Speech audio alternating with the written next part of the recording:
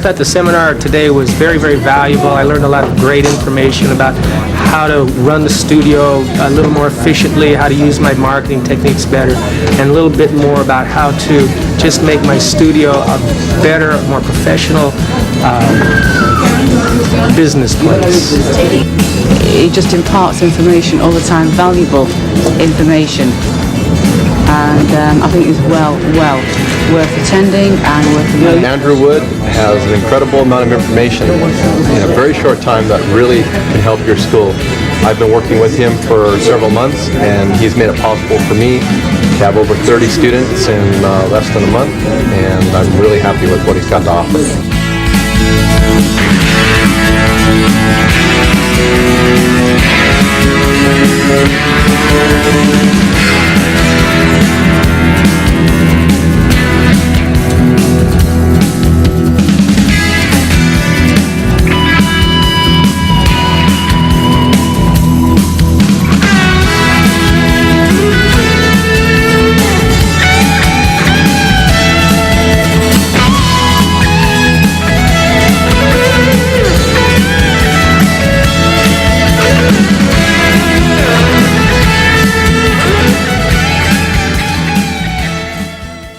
Hi, I'm Andrew Wood, and on this tape we're going to discuss how to teach so your students never quit. Specifically, we're going to look at the reasons why students quit and what you can do to help keep them involved in your program longer. If you ask most instructors how their retention level is, they will typically tell you that it's fine. But upon looking closer at it, you will find that most studios have retention levels 50, 40, or even 30%. These are not acceptable levels for a professional instructor in the 1990s. You have to try and maintain a student retention level of above 50%. If you look how many students you have right now today, and you look 12 months from now and see how many of them are left, that will give you a true indication of what your retention level is. So if today you have 100 students, and 1 year from right now, you look again and find you have 27 students that are left, then your retention rate is 27%. Very, very few studios get in the upper levels of retention, which are 75 to 80%. That is about what you should be aiming for, and anything over 50 to 60% is considered good. Firstly, you have to realize that 100% retention is impossible, because people leave, they move, and they travel to different parts of the country. I know that in my school, which was located in Southern California, people are very transient. And it's not unusual for me to lose as many as 15% of my students simply because they move from one city to the next. Another factor that can play a part in student retention are things like divorce or somebody getting married. Things like that can draw people away from your program, and there's very little you can do about that. However, there is a great deal you can do about the other 80% of the students to keep them involved. What we're going to look at today is some of the methods to keep these people involved. We're going to look at some of the things that drive people away so that you can spot them and quickly correct them and increase your retention levels. On this video today, I have Master Matthew Furienza, who's going to help us look at some of the ways you can improve your teaching methods. Matt, how you doing? Good, how you doing? Good.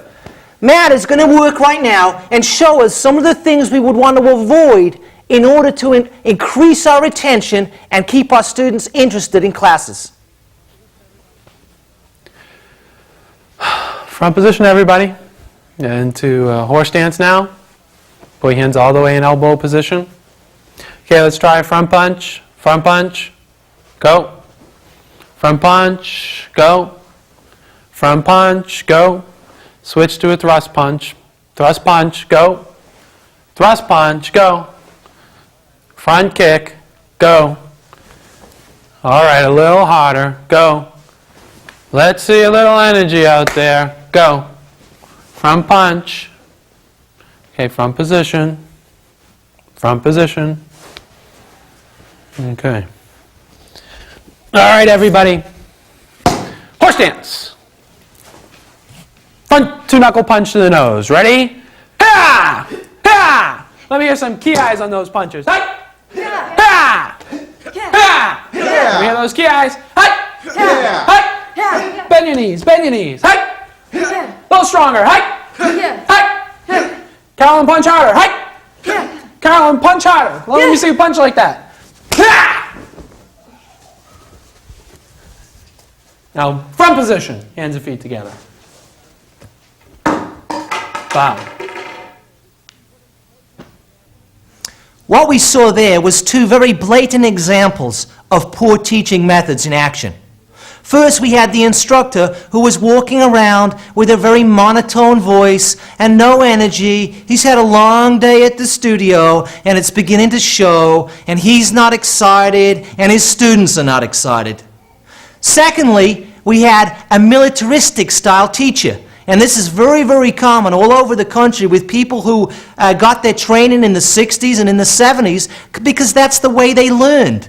They were yelled at, they were shouted at, they were hit on occasion. Okay? This is not going to do anything to improve your retention. If you want to have good retention, you have to maintain good energy, and you don't want to use a military-style teaching method. It's just not acceptable in the 90s. You've got to be friendly, but in a professional manner. And you've got to radiate enthusiasm and energy to your students. Let's take a look at a couple of other ways that instructors sabotage themselves and their retention rates. Okay, let's have everybody sit in a semicircle on the floor, facing this direction here. And Stan, would you help me?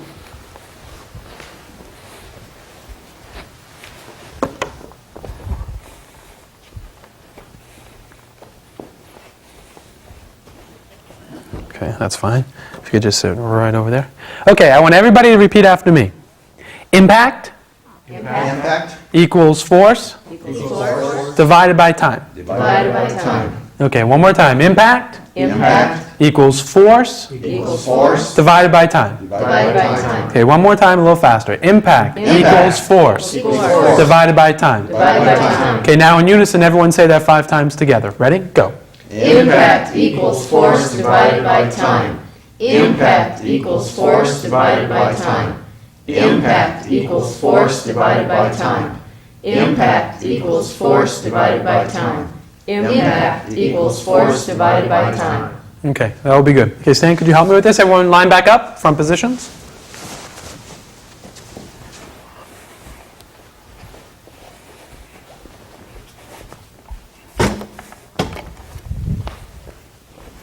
Okay, everybody get into a horse stance. Today we're going to examine some of the real details of our self-defense techniques. Okay, first I'd like everyone to throw a front punch to the nose. Ready? Hike! Okay, key eye in your strike. Hike! Yeah. Hike! Yeah. Hike! Yeah. Okay, everybody pull your hands all the way in. Okay, let's throw a fingertip strike and a mortal man to the eye. Ready? Hike! Yeah. Okay, now I want everyone to try to get right to the center of the eye. Okay, I want everyone to think for a moment just how big their eye is.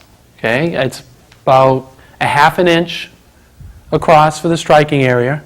And I want you to try to go right to the center of the eye. Ready? Hike! Yeah. Okay, you're just a little bit off. That's good. Hike! Yeah. Hike! Yeah. Okay, you need to tuck that in right there. Excellent. Hike! Yeah. Hike! Yeah. Okay, you're off by about 2 millimeters. There we go. Okay, everybody hands all the way in. Okay, front ball kick to the stomach. Hike! Yeah. Hike! Yeah. Hike! Yeah. Okay, let's have everybody put one foot slightly out in front of them. Okay, and I want you to bring your foot exactly a half inch from the floor. Okay, now try to take your second to largest toe and loop it underneath the biggest toe. And come on up like this. Okay, now when you kick, I want you to keep your toe like that, but pull it back when you hit. Let's give that a try. Ready? And hike! Yeah.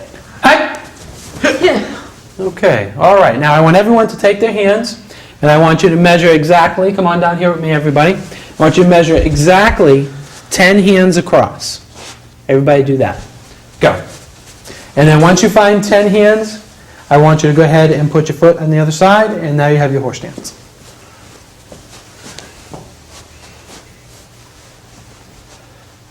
Okay, good. All right, front positions, hands and feet together. We all know that the technical aspects of martial arts are extremely important. However, if you try to drill the technical aspects into your students night after night and get overemphasizing the specific little details, you will drive your students away from your school in droves. Obviously, over time, you have to improve their technique and fine-tune what they're doing. But you have to do it in such a way that it doesn't become overwhelming. Thousands of instructors drive students away by focusing overemphasizing on the real minute technical details of a punch or a kick or a stance. Yes, you have to work that into your classes, but you can't harp on it night after night, class after class. It's a building process, and you have to do it slowly but surely rather than getting into it every single class. Especially at the white belt and yellow belt and beginner levels. You have to resist the tendency to correct and just encourage the students to do and then correct them over time. Now let's take a look at another classic example of how not to keep your students motivated and interested in your classes. Okay, everyone get into a horse stance. Pull your hands all the way back. Bend your knees, point your toes straight ahead. Okay, on the ki, shoot those strike to the collarbone, everybody. Hike! Hike! Hike! Hike! Hike! Hike! Hike! Hike! Okay, everybody's going to strike harder. Hike! Okay, your knees aren't bent enough, Rob. Hike! Your thumb's not in the right place, Rob. Hike! Get out your hand more. Hike! Okay, look up. Hike! Hike! Hike! Bend your knees. Hike! Okay, that's not enough. Bend your knees. Hike! Hike! Hike! Okay, keep your shoulders back. Hike!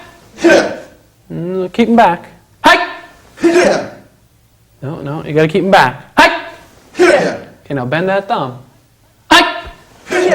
Hike! Hike! Okay, push that knuckle in more. Hike! Okay, bend your knees more. Hike! Put more power in your strike. Hike! Okay, go like that. Hike! Okay, bend your knees. Hike! Okay, keep your spine straight. Hike! Stronger ki. Hike! Hike! Hike! Okay, front position, everybody.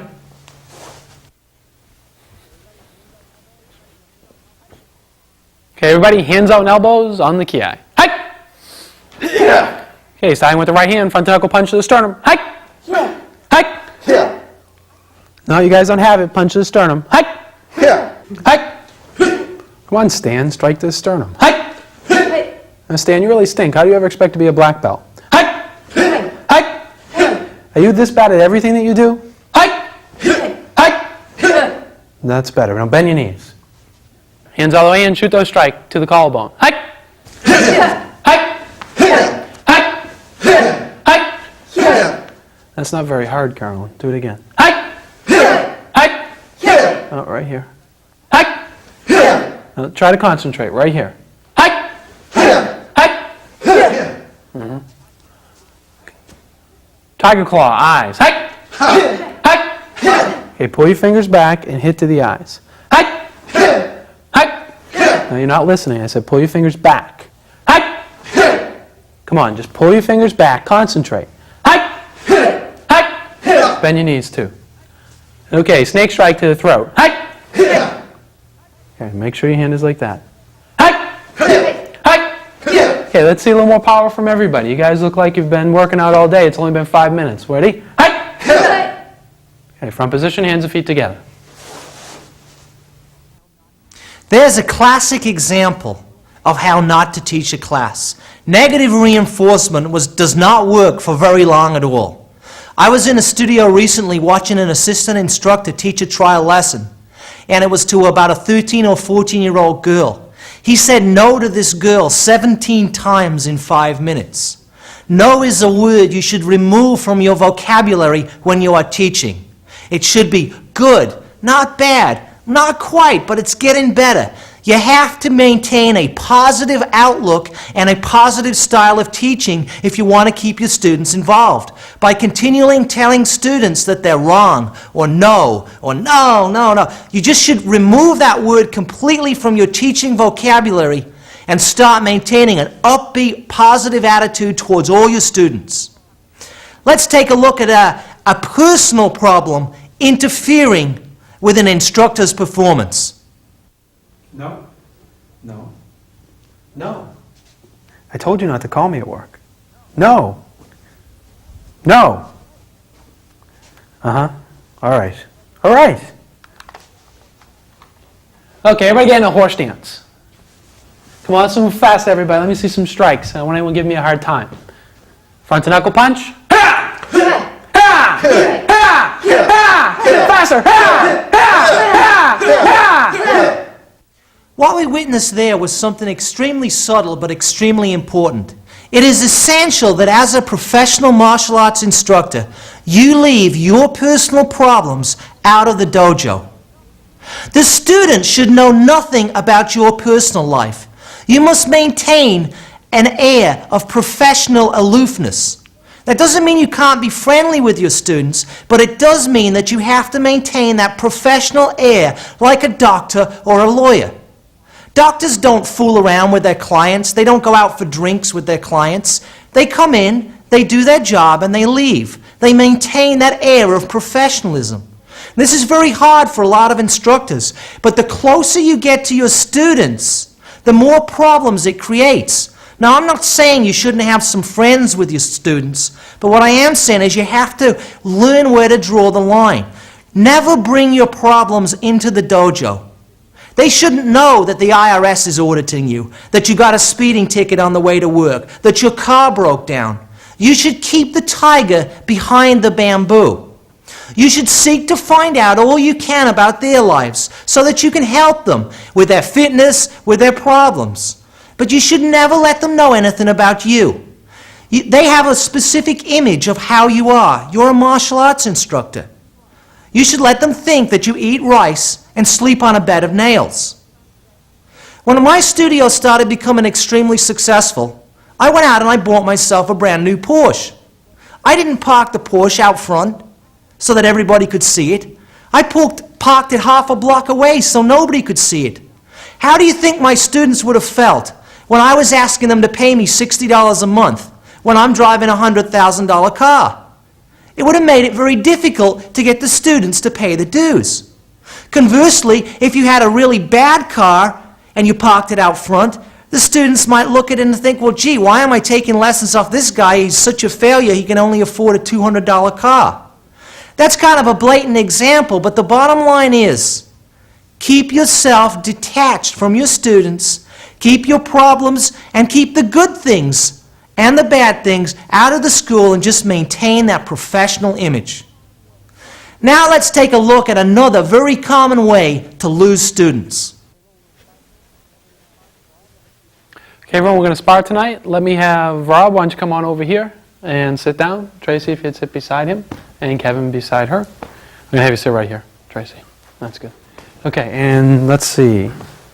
Rob, face this way, please. And Stan, why don't you sit right here? Okay. Actually, why don't you stay up because I'm going to have you and Rob spar first. Stan, you can stay down. I'm going to have Rob and Carolyn spar first. All right, let's make a ring here. Okay, guys, front position in the center of the ring, which is right here. You're going to stay there, and Rob, why don't you stay here? Okay. Ready? Front positions. Front positions. Bow to me, and to each other. Guards up, and go. Now move around.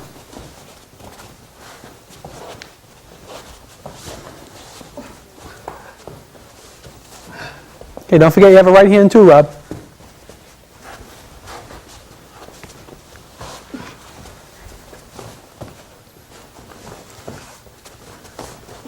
And up. Okay, front positions. And straighten out your lines, please. Bow to me, and to each other. Good job. Why don't you guys sit down over here. Okay, let's have Kevin come on up. And Stan, come on up. Front positions. Bow to me. And to each other. Guards up. And go.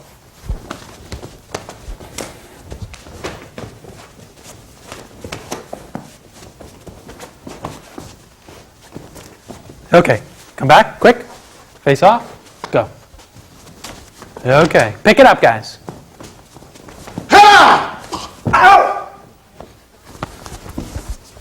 Karen, would you go get some water? Yeah. Sit up.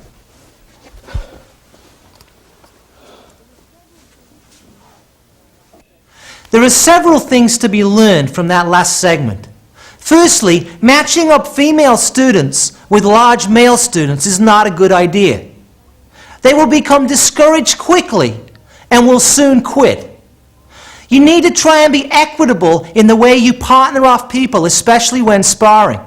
Somebody who has to fight somebody twice their size and weight will very quickly become frustrated and quit. The second thing to avoid is injury. To have students spar all the time is always risking the injury factor. And when people get injured, they quit. Nobody wants to walk around with a black eye or a bloody nose or missing teeth. This is especially true with lower ranks. In that particular illustration, we had two low ranks sparring each other before they developed full control. And you'll also notice that they were working out without the use of protective headgear, which is just a no-no. You should never, ever let your students spar without complete protective equipment to reduce the chance of injury. A third thing that happens is a lot of studios put a lot of emphasis on tournaments. Because they put so much emphasis on tournaments, they're continually sparring and continually risking students getting injured. You have to balance off the different types of training and working out across the board so that too much emphasis is not placed in a situation where students can become injured easily. Now let's take a look at another way instructors often lose students. Okay, everybody, today's your test. I don't want anybody to make me flunk them. I want you guys to do everything perfect and work your hardest. Everybody get in a horse stance. 8-point blocking system, full power. 1, 2, there's some key eyes. 3, 4, 5, 6, 7, 8. That's not strong enough. 1, 2. I'm going to have to flunk somebody just to make a point. 3, 4, 5, 6, 7, 8. Okay, that did it. Front position, everybody hands and feet together. Mr. Cisneros, come on out here. Front position. Facing me. You call those blocks? You see this diploma? Now that's a typical example of what some instructors do during a testing procedure. Because a lot of you were brought up in a hard style, or because it was a hardcore testing procedure, it's natural for you to want to do things the way they were done to you. Unfortunately, that's not the way people will accept things in 1990. You cannot employ hardcore testing methods the way they used to do it. You can't rip up somebody's diploma in front of you and expect them to show up again for class on Monday. You have to get your testing procedures in line with what's acceptable in 1990. That doesn't mean you can't do hard tests, and it doesn't mean you shouldn't fail people. But you have to be very, very careful how you go about it, and not go about it in such a way that will cause students to get demotivated and to quit.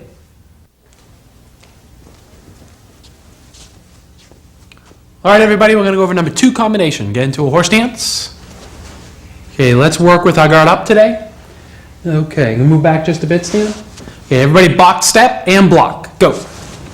Back fist, tiger, and elbow. Scoop, and shuto. And turn out, guard up. Okay, one more time, a little quicker now, practice speed. Ready?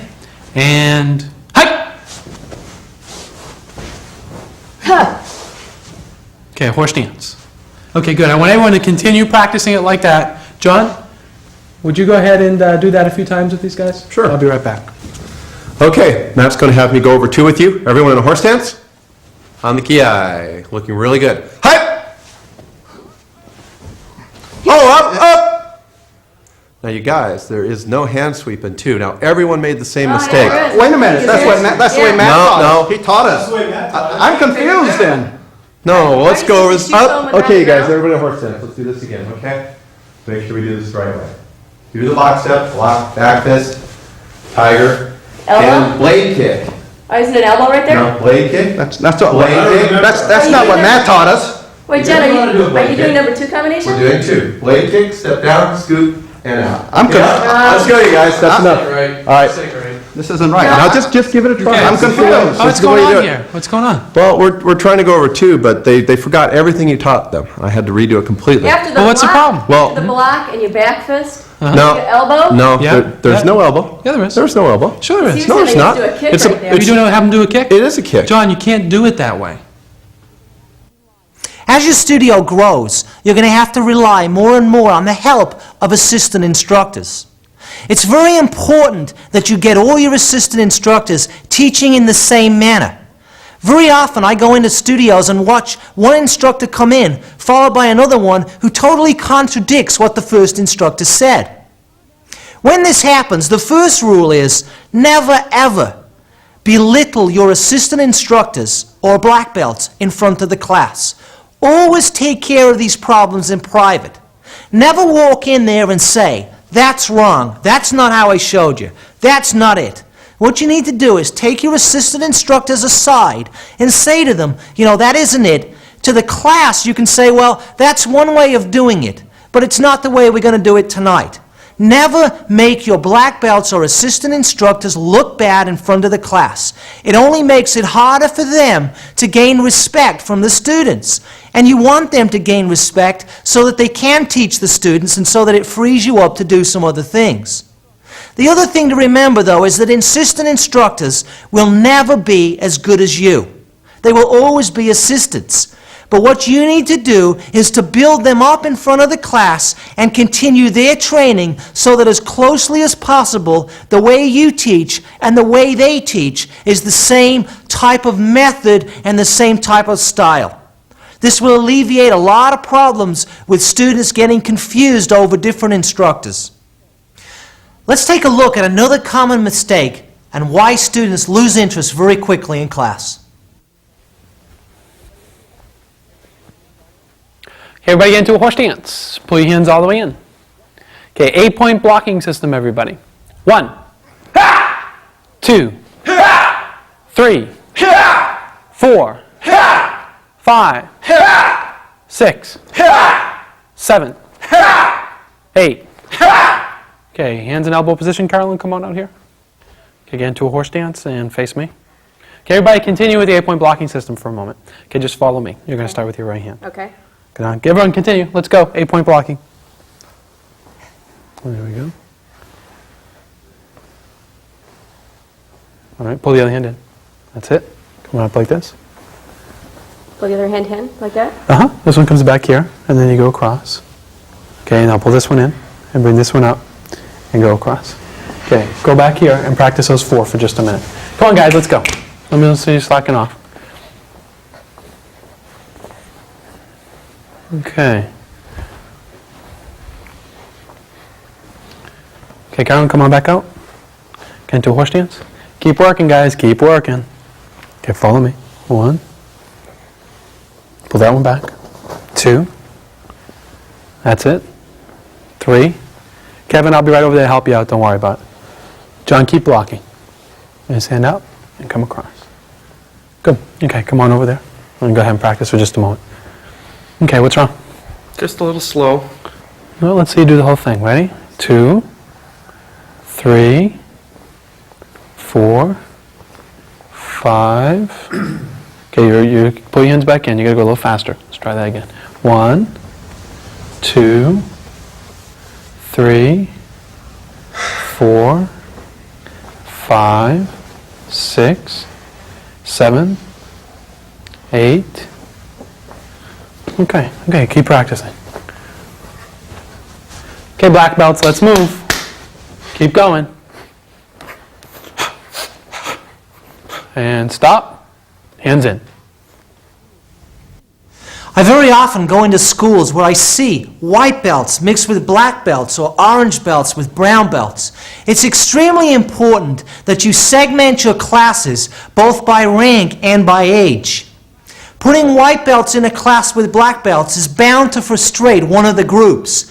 Either you have to teach at the white belt level, in which case all the black belts are bored to tears, or you have to teach at the black belt level, in which case the white belts are looking around without a clue. You have to find a happy medium and a range of belts like white, yellow, orange and keep them together, and keep your middle belts together and keep your advanced belts together. You can't expect students to stay interested in class if you're teaching them white belt material when they've been there 2 years. Nor can you expect white belts to be very interested if what you're teaching to the black belts is so advanced they can't comprehend it. Mixing children with adults is also not a good idea. It's okay to have 1 or 2 classes a week which are family classes where children and adults work together. That's fine, providing everybody knows that that's what's going on. But you should never stick kids in with adults who don't want the kids there. Some adults want to be away from kids when they come to martial arts. And also it's not fair on the kids. Let's take a look at an example of this. Okay, everybody get into a horse stance. Pull your hands all the way in, bend your knees, push your heels out. Okay, point blocking system. 1, 2, hey, Dave, keep your foot down. 3, 4, 5, 6, 7, 8. Okay, put your guard up, front ball kick. Hike! Hike! Dave, stop that. Keep your foot in the floor, or else I'm taking your belt away. Ready? Hike! Hike! Hike! Hike! Okay, everybody get into a forward stance. Left foot forward. Okay, when I say forward, half move forward. When I say backwards, half move backwards. Forward.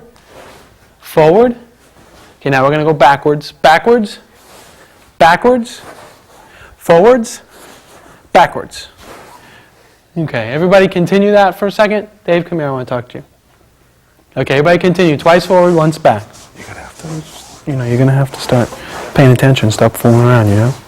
These people don't have all day to sit here and, let you fool around, okay? They got to learn their martial arts, so get over there and do a good job. Okay, everybody back, straight line, left foot forward. Okay, ready? And forward with a front punch. Hike! Hike! Hike! Backwards. Hike! Hike! Hike! Okay. All right, everyone getting a horse dance? Okay, John, why don't you show them the next move, okay? I'll be right back. As you can see, mixing adult students and child students doesn't really work. At some point, it's just natural for the kid to want to goof off, and it's going to affect the whole quality of your class. Let's take a look at one final reason why many students quit taking lessons, and one that's very, very avoidable from the instructor's point of view. Okay, everybody sit down. I'm going to show you guys something really special today, a new kick that I want you to all pick up really fast. You're going to start in your good forward stance. Just like that. How'd that look? Pretty good? Okay, let's try that again. Ready? Get a good stance, real nice and loose, really good. Just like that, with a really loud kick and jump up really high. Yeah, it's a really good kick. Ready? From here. And all the way around. Can we try it now? Oh, no, just a minute. Let me show you one more time. I really want to get this down. It's not an easy kick. I want you to see really how to do it. Good stance, guard up. Just like that. Really good. Just like that. Let's do that one more time. Ready? All right. There's a classic example of an instructor with ego problems. You can't just go up in front of your class and show off all class. They don't want to see you. They want to see a little bit of you, but they don't want to see you for the whole hour they've paid to be there. They want to participate. And it's very important that you don't hog the stage and that you let them participate and interact with you. That concludes our video on why students quit. I hope you'll join us for more videos where we provide information on how to keep them involved longer, how to make your classes more interesting, and how to teach so your students never quit.